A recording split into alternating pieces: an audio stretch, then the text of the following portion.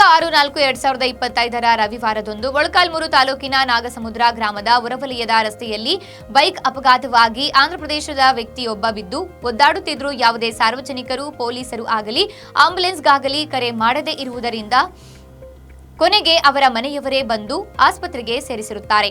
ಆದರೆ ಅದಾಗಲೇ ಅಪಘಾತ ಜರುಗಿ 4 ರಿಂದ 5 ಗಂಟೆ ಆಗಿರುತ್ತದೆ. ಆದ್ದರಿಂದ ಚಿಕಿತ್ಸೆ ಫಲಕಾರಿಯಾಗದೆ ದುರಾದೃಷ್ಟವಶಾತ್ ಆತ ದಿನಾಂಕ 8-4-2025 ಬೆಳಗ್ಗೆ ಮೃತಪಟ್ಟಿರುತ್ತಾನೆ.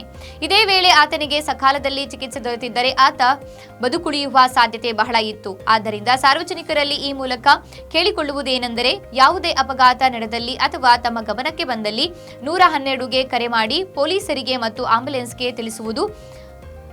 ಇದರಿಂದ ನಿಮ್ಮನ್ನ ಯಾವುದೇ ಸಾಕ್ಷಿಗಳಾಗಿ ಪರಿಗಣಿಸುವುದಿಲ್ಲ, ಪೊಲೀಸ್ ಠಾಣೆಗೆ ಕರೆಯುವುದಾಗಲಿ ನ್ಯಾಯಾಲಯಕ್ಕೆ ಕರೆಯುವುದಾಗಲಿ ಮಾಡುವುದಿಲ್ಲ. ಆದ್ದರಿಂದ ಸಾರ್ವಜನಿಕರು ಯಾವುದೇ ಅಪಘಾತ ಜರುಗಿದ್ದಲ್ಲಿ ಗಾಯಾಳುವನ್ನ ಆಸ್ಪತ್ರೆಗೆ ಸೇರಿಸುವುದು, ಪೊಲೀಸ್ ಠಾಣೆಗೆ ಅಥವಾ ಆಂಬ್ಯುಲೆನ್ಸ್ಗೆ ಕರೆ ಮಾಡುವುದರ ಮೂಲಕ ಮಾನವೀಯತೆಯನ್ನ ಮೆರೆಯಬೇಕು ಎಂದು ಈ ಮೂಲಕ ರಾಂಪುರ ಪೊಲೀಸ್ ಠಾಣೆ ತಿಳಿಸಿದ್ದಾರೆ.